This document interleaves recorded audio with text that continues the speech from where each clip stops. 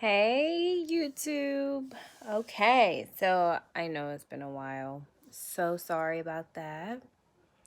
Well, I officially hit 3 months November 30th. I am down 39 pounds. Um, and it has been a journey. I think I went back to work 3 weeks after my surgery. I struggled a lot, especially when it came to being able to eat and things like that. I wasn't, the soups did not work for me. I could not do one soup after I left that hospital. My glasses are broke, guys. Sorry. But I couldn't do one soup after I left that hospital. I couldn't. And I just struggled with everything at the beginning. Not eating, not being able to eat solid foods. It was just so hard to the point where I think that I was making a lot of bad decisions. I was like when I was supposed to be on the thickened, or when I was supposed to be on my puree diet, I was doing like things like trying to like eat mushy foods like chicken and rice and broccoli and trying to smush it up in my mouth really good before swallowing it. Just a lot of bad decisions that you just should not make, especially if you went to Mexico and you got your surgery. With this, your insurance will not cover anything that is related to your stomach after the surgery. After you go to Mexico and you get surgery, your insurance, if it is related to your stomach, it's not going to be covered. If you have a hernia, if your esophagus starts to close, if anything that like your esophagus needs to be stretched out, if it's related to your stomach, not going to be covered by insurance. And you have to keep that in mind when you make a decision. I work in insurance now, so I understand it a little more now. Anything that you have to get done will have to go through the emergency room, and you are paying 100% out of pocket. Keep that in mind. So when you get surgery in Mexico, you have to make great decisions on your health. You cannot push the limit with this surgery, and you have to make the best choices you can make, which include following the strict diet that you are put on so that you do not do things like create like a leak or a pouch or a hernia, anything of that nature, so that you are as healthy as possible and that you don't have to come out thousands and thousands of dollars because you have to go get surgery through the emergency room. We don't want that. So that is, I do not want to encourage people to make the decisions that I made. I made bad choices. I made bad decisions. I just want to give my experience on what I did. Okay. So these glasses are annoying me. Sorry. They are really bothering me, and I can't take them off because I cannot see. Can you see how thick they are? I cannot see. So anyway, I think as the time went on, because I was even trying to, I think I was supposed to be in my soft foods moment, and I was eating softer foods, but they would be stuff like meatballs. I would eat them, chew them up really good, and swallow them, and it would hurt when they were reaching my stomach and they were going into my stomach. I could feel every moment of that, and it was hurting. That doesn't happen as often now. I don't feel stuff going into my stomach as much anymore unless I'm doing something I'm not supposed to. Like if I eat too fast, you have to eat slow. When I eat too fast, I don't recognize that I'm full yet. I will stop to check to see if I'm full. And it takes a while. It takes a little while because whatever food, so basically, if your stomach is full, whatever food is left backs up into it, like it backs up all the way up. Okay? All the way up. It will sit there, all right there. And it will make you feel like you're having a heart attack.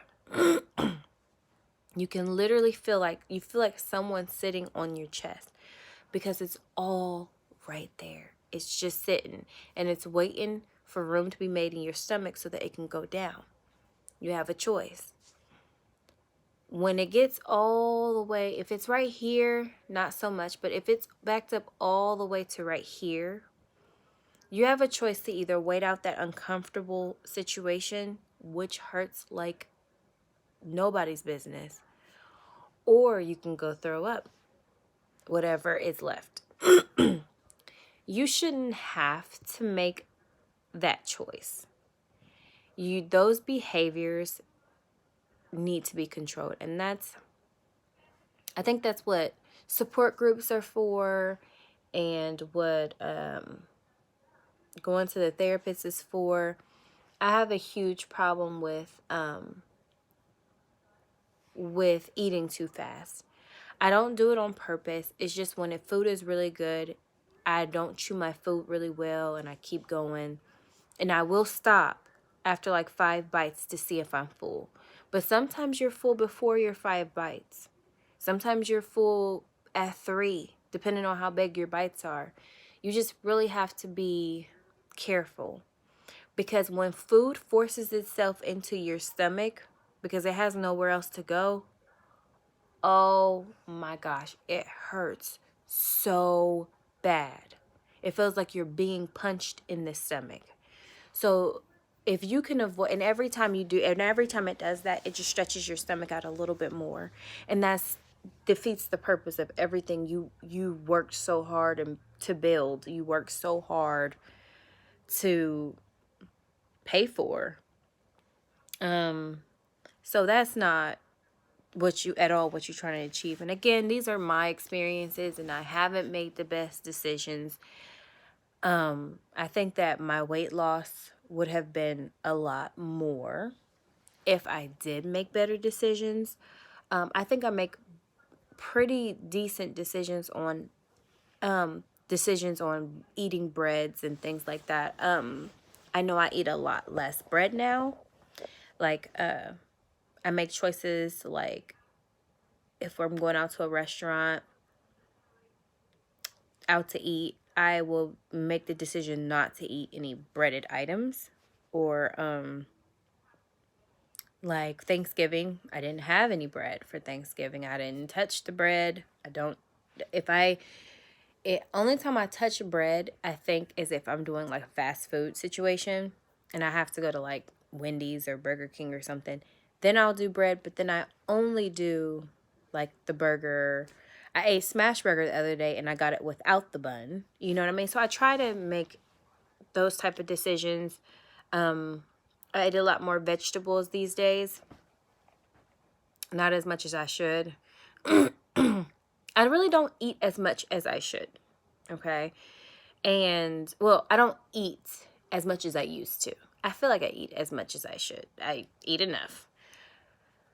Yesterday I was pretty bad. I think I had like the mini brownies, probably had like 4 of those. Had some Takis, which don't do that. Anything spicy foods, if you didn't do well with spicy foods before, definitely don't do spicy foods after you have your surgery. Do not. I love spicy food. Giving up spicy food, I can't give up spicy food. So I eat it in moderation. I used to eat spicy food every day before my surgery. I do not now. So when it comes to like Takis, Flamin' Hot Cheetos, I can have like a few of those, but I can't do a whole lot. You could feel the fire building in your stomach. It's just not pleasant. It's not. Pop. Oh my gosh.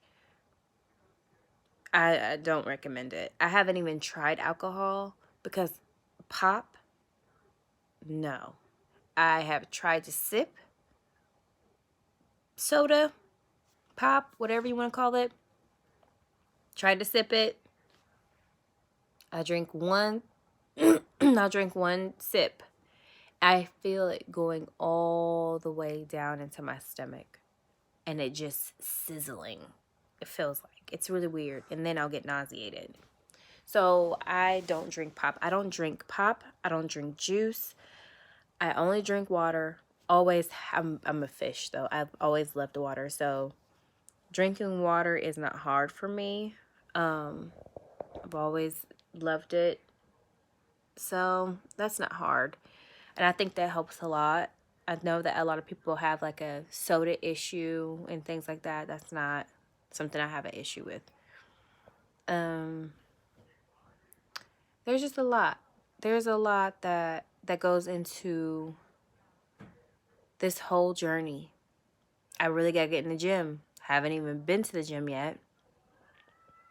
My boyfriend, he does a lot of the gym. He's the gym head between us two, and he's now saying, okay, it's time for you to get in the gym. And I'm like, I know. So I will be going soon. One day. Maybe after Christmas? I don't know. But as far as right now, I really just don't want to go.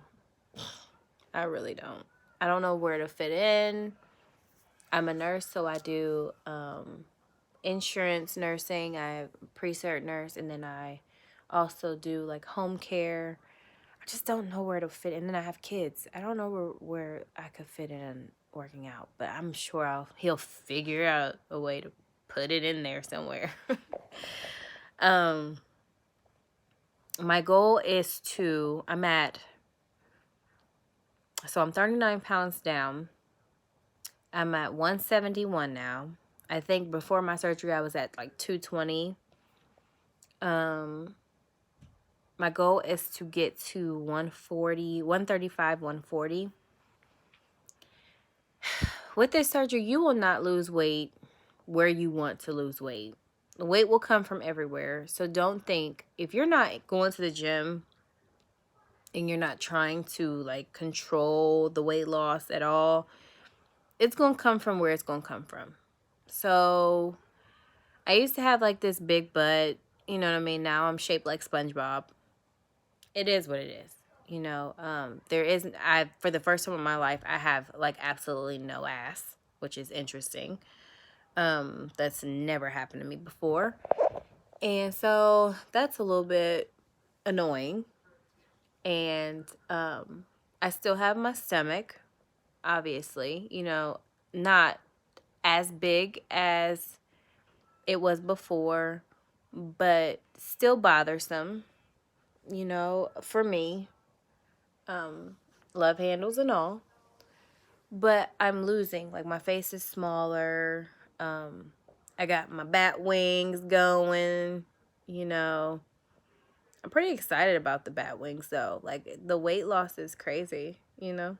But, I mean, it's a journey. I don't regret any decision that I made. I knew that I was going to have excess skin. I knew that my weight loss was not going to be, I wasn't going to lose from all the places that I wanted to lose from. I knew, you know. So mentally, I think I was prepared for it.